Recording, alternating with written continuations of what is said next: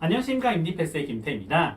그래서 사실상 되게 재미있는 이제 통계 자료가 있어서 여러분들께 말씀을 드리려고 합니다. 그래서 한국 같은 경우는 이제 이공계를 진학하시는 학생들이 굉장히 남학생들이 많은 바람에 이 여학생들의 숫자가 좀 적잖아요. 그래서 그러다 보니까 이제 의대에 진학하는 비율도 이제 남학생들이 여학생들에 비해서 월등히 많은 숫자를 차지합니다.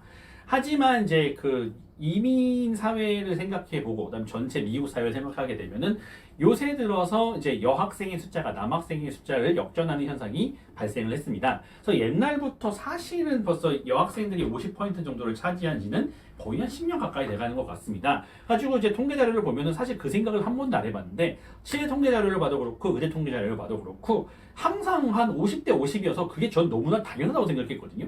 근데 그게 너무 당연한 게 아니더라고요, 한국 분들한테는. 그래서 저는 외국에 좀 오래 있다 보니까 그냥 뭐 항상 50대 50 아니었나? 그래서 모든 통계자료가 50대 50이고 남학생이 뭐 1% 정도 많거나 뭐 0.5% 많거나 아니면 바꿔 뒤집어지거나 뭐 이렇게 해서 항상 그랬었는데 한국의 자료를 보고 한 다음에 그것이 절대 아니란 걸 보고 아, 이런 내용을 한국 부모님들이 보면 굉장히 신기하시겠구나 싶어서 이 영상을 제작하게 되었습니다. 그래서 항상 보면은 이제 여학생들이 저희한테 많은 상담을 오는 게 여학생들도 있지만 사실은 남학생이 조금 더 많습니다. MD 패스 입장에서는 그 상담 오는 사람의 비율을 따지면 남학생이 사실 월등히 많아요. 근데 그럼에도 불구하고 성적이나 이런 걸 보게 되면 여학생들이 절대 밀리지 않습니다.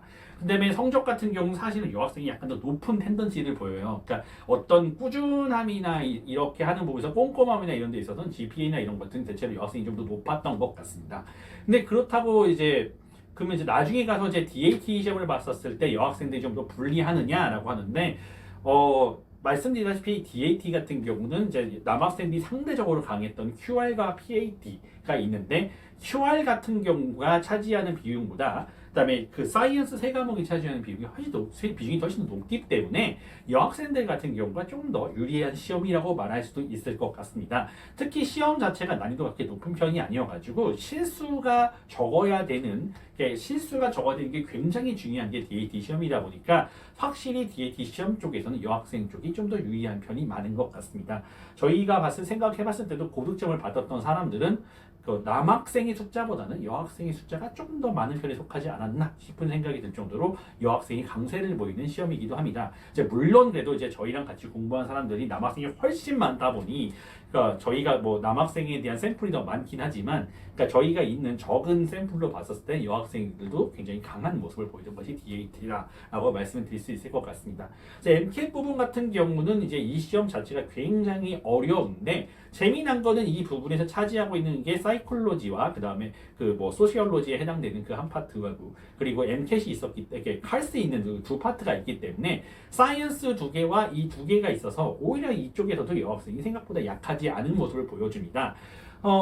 극단적인 예로 저희 학원에서 같이 도와주시는 선생님들 중에서도 여자분들이 굉장히 많은 걸로 보시면 이게 사이언스 쪽에서 잘하는 것만 갖고 부족하고 사실 굉장히 그 소셜 사이언스라던가 인문학적인 소양이 갖춰져 있는 게 굉장히 중요한 시험이기도 하니까 MCAT 부분에서도 사실상 밀리지 않는다라고 생각이 들어서 저는 그래서 사실 남학생과 여학생에 대해서 실력 차이를 믿지 않고 그냥 그 학생이 가져오는 GPA만 보고 한 다음에 이 학생이 어느 정도 수준하면 가늠을 했었는데 그 성별이라고 했었던 문제를 사람들이 생각보다 문제를 많이 삼는구나. 그거를 굉장히 크라이테리아로 생각하시는 분들이 많은 거가 좀 사실 생각을 못했다. 그거가 사람들의 판단 기준이 될 수 있구나라는 처음 생각이 들었습니다. 그래서 그 이후에 보고 난 다음에 데이터를 보면은 여학생이 진학률이 드디어 남학생을 따라잡아서 51%라고 생각하는 유의미할 정도로 세서 여학생들이 남학생에서 이 진학률, 그러니까 그 진학생, 이 받아들여진 학생의 숫자가 큐어를 하게 된 올해 데이터가 나오도록 하게 된 걸 볼 수 있습니다.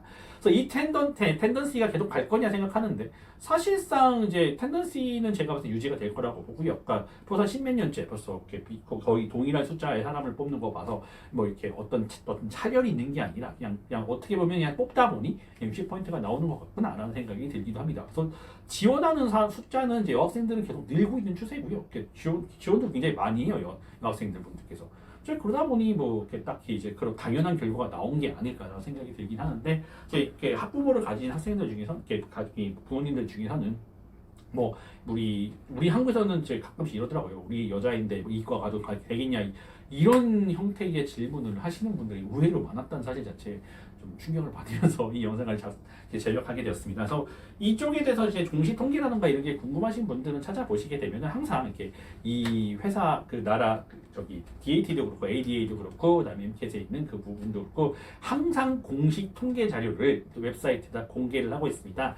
그래서 그 자료를 보고 그다음 더 상세한 자료를 보고 싶으면 이렇게 돈을 내면 그거를 갖다가 이제 보내주는데 그 데이터가 가장 믿을 수 있는 데이터가 이게 공식 통계이기 때문에 그냥 괜히 카더라라는 생각을 하기보다는 그냥 무조건 그 공식 통계를 보고 내가 원하는 대학이라던가 이게 어떤 통계적인 자료를 이렇게 접근하시는 게 굉장히 재밌다고 생각이 됩니다. 그래서 이런 말이 나온 김에 앞으로 저희가 봤었을 때 재미있는 통계 자료가 보이게 되면 여러분들께 하나씩 뽑아가지고 소개를 시켜드리는 MD패스가 되는 게 어떨까라는 생각을 좀 해보게 됩니다. 그래서 궁금하신 뭐 이렇게 어떤 이런 상황인데 이런 게 더 유리한가요? 뭐 이런 거가 사실인가요? 뭐 이런 식의 질문이 굉장히 많으신 거 알거든요. 그래서 그런 질문이 있으실 때마다 저희한테 답글 달아주시면 저희가 이제 카더라 통신이 아닌 그러니까 공식 자료를 공식 통계 자료를 기반으로 해서 그것에 대한 저희의 의견을 한번 나눠드리는 시간이 되셨으면 좋을 것 같습니다. MD패스였고요. 어떤 궁금한 게 있으시면 저희한테 연락 주시면 저희가 성실히 답변해 드리겠습니다. 감사합니다.